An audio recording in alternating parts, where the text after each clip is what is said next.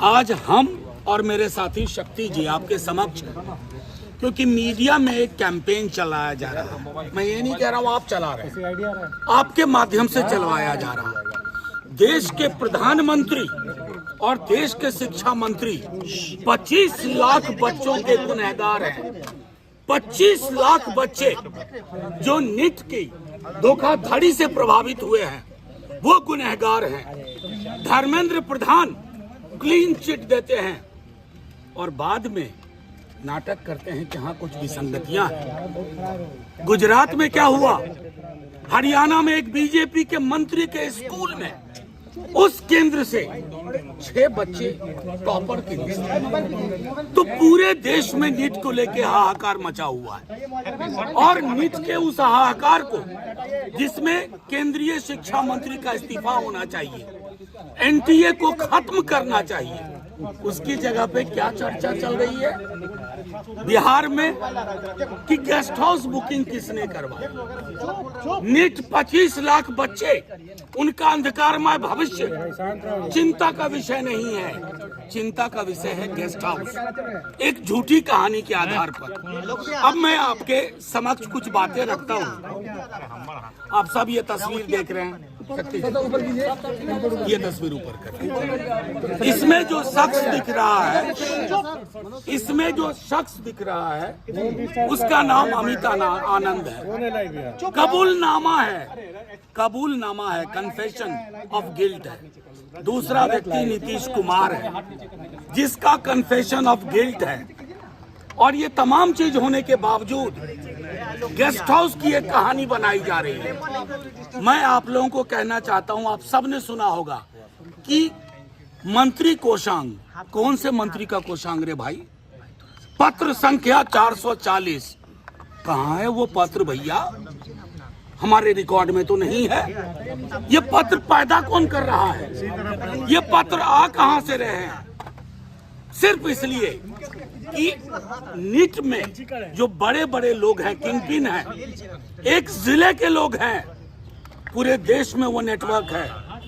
और उस नेटवर्क को बचाने के लिए आप झूठी कहानियां कर रहे हो। किस तरह की जुबान विजय सिन्हा जी बोल रहे हैं, जो खुद ही कबूल चुके हैं कि गेस्ट हाउस में उनके PS Pradeep Srivastava room book कराते हैं। जिस व्यक्ति यादवेंदु का जिक्र होता है उसके बारे में सुन लीजिए कुछ तथ्यात्मक चीजें। 2020-21 में 28 जून को जल संसाधन विभाग संजय झा मंत्री जी से तारकिशोर प्रसाद नगर विकास में इनका पदस्थापन होता है, वहां सेवा देते हैं।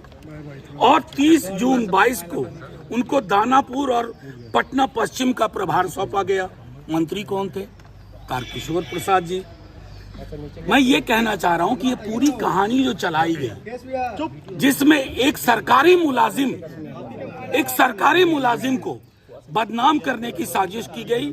क्यों?